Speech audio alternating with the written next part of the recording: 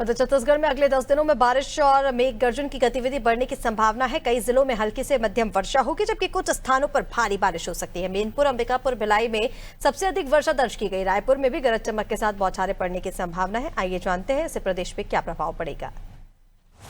छत्तीसगढ़ में मौसम का मिजाज एक बार फिर बदलने वाला है। अगले 10 दिनों में प्रदेश भर में मेघ गर्जन की गतिविधियां बढ़ेगी। कई हिस्सों में हल्की से मध्यम बारिश और कुछ जगहों पर भारी बारिश की संभावना है। किसानों का कहना है कि अलग अलग क्षेत्रों में हो रही खंड वर्षा की वजह से नुकसान हो रहा है। केवल मौसमी बारिश पर निर्भर खेतों में पानी की कमी और फसलों में कीड़े लगने की समस्या बढ़ गई है। इसके लिए उन्हें कीटनाशक का इस्तेमाल करना पड़ रहा है। यहाँ वर्षा की स्थिति ठीक नहीं है, खंड वर्षा की स्थिति है। यहाँ फसलों में कीट का प्रकोप अधिक है, तनक छेदा है और कुछ पत्ता मोड़ का भी बीमारी का है, जिससे फसल प्रभावित हो रहा है। वर्षा यहाँ बहुत कम हुआ है, जिससे कुछ किसानों का फसल जिसे हम छत्तीसगढ़ी में टिपरा बोलते हैं, वहाँ कम से कम 50% भी हो गया तो अच्छा है। और बाकी जो गहरी खेती है उसमें 80% आने की संभावना है। खंड वर्षा हो रहा है, पानी का है ना, कहीं कहीं गिरा है, कहीं कहीं नहीं गिरा है।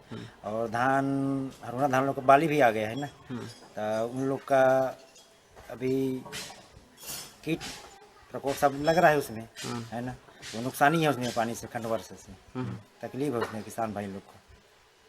तो अभी इसके बचाव के लिए क्या कर रहे हैं? अभी अब बचाव के लिए वो कीटनाशक छिड़काव कर रहे हैं भाई। और ये मौसम पानी हो रहा है तो उसमें परेशानी हो रहा है, दवा भी काम नहीं कर रहा है उसमें। अच्छा, आपके क्षेत्र में बारिश हुई है? अभी हो रहा है, लेकिन वही छूट-फूट हो रहा है। मौसम विभाग ने आज बलरामपुर, जांजगीर चांपा, कोरबा, कोरिया और सूरजपुर जिलों को छोड़कर अन्य सभी जिलों में येलो अलर्ट जारी किया है। पिछले 24 घंटों में अधिकांश स्थानों पर बादल गरजने और हल्की से मध्यम बारिश हुई है। दुर्ग संभाग के कुछ स्थानों पर भारी बारिश भी दर्ज की गई।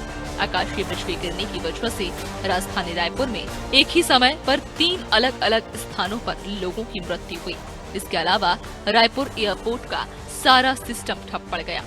मौसम विशेषज्ञ का कहना है कि येलो या ऑरेंज अलर्ट को गंभीरता से लें, ताकि अपने बचाव के उपाय कर सकें।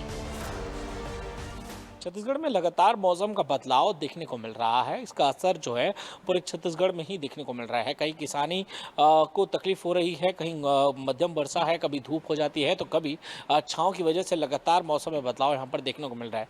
कहीं तेज आंधी है तो कहीं अचानक ही बिजली गिरने से कई बड़े हादसे होने को है। हमारे साथ मौसम वैज्ञानिक यहाँ पर मौजूद है। हम उनसे जानना चाहेंगे कि आखिर क्या कारण है, छत्तीसगढ़ में अब तक के मौसम का हाल क्या रहा है और अभी क्या हालात है और आगे क्या स्थिति होने वाली है। मैम, मैं जानना चाहूँगा कि अभी किस तरह के हालात छत्तीसगढ़ में बने हैं, मौसम की क्या स्थिति है और आने वाले समय में क्या स्थिति जो है वो यहाँ पे लगातार बने रहने वाली है। आज का स्थिति में दक्षिण उड़ीसा और उत्तर आंध्र प्रदेश का ऊपर निम्न स्तर से लेकर मध्य स्तर तक एक साइक्लोनिक सर्कुलेशन बना हुआ है। इसका वजह से प्रदेश में काफ़ी ज़्यादा मॉइस्चर इनकर्शन हो रहे हैं और इसके साथ साथ मानसून द्रोणिका जो है उत्तर छत्तीसगढ़ का थोड़ा नॉर्थवर्ड, जैसा वहाँ बीकानेर से लेके वाराणसी से लेके यहाँ दीघा तक, ये वो एरिया से पार कर रहे मानसून द्रोणिका। ये दोनों का इंट्रैक्शन का वजह से मॉइस्चर इनकर्शन और ये द्रोणिका, ये दोनों का वजह से आपको कल से ही मतलब 10 सितंबर से ही पूरा प्रदेश में मेघ गर्जन का गतिविधि जो है वो वृद्धि हुई और ऐसा वाला स्थिति जो है अगले 2 दिन तक भी रहने की चांस है। मेघ गर्जन के साथ साथ हल्की से लेकर मध्यम वर्षा होने का और वज्रपात गिरने का भी चांसेस ज़्यादा बनता है।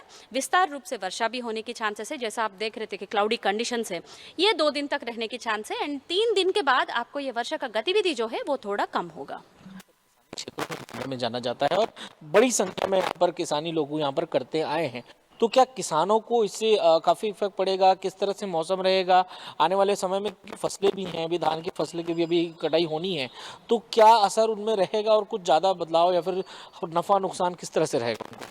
एज ऑफ नाउ अगर देखा है तो मानसून का वर्षा गतिविधि जो है, मानसून का रेनफॉल भी जून 1 से लेके आज का स्थिति में नॉर्मल का अंतर्गत ही है। सिर्फ 2-3 डिस्ट्रिक्ट जैसा महासमुंद, बेमेतरा, सरगुजा ये डिस्ट्रिक्ट छोड़ के लगभग सभी डिस्ट्रिक्ट में मानसून का रेनफॉल जो है वो नॉर्मल का अंतर्गत ही है। लेकिन जब भी कुछ बाढ़ जैसा स्थिति होता है, ऐसा स्थिति में डेफिनेटली नुकसान होगा। अभी इस साल अगर देखा है तो एक ही बार बाढ़ का स्थिति है, जो 15 दिन पहले आपको दक्षिण छत्तीसगढ़ में मिले थे। तो ऐसा वाला स्थिति जो है अगले 10-15 दिन तक तो नहीं है, कोई बाढ़ जैसा स्थिति तो नहीं है। लेकिन लगातार वर्षा जो है, ये हल्की से लेकर मध्यम वर्षा जो है वो लगातार जारी होने की चांसेस है।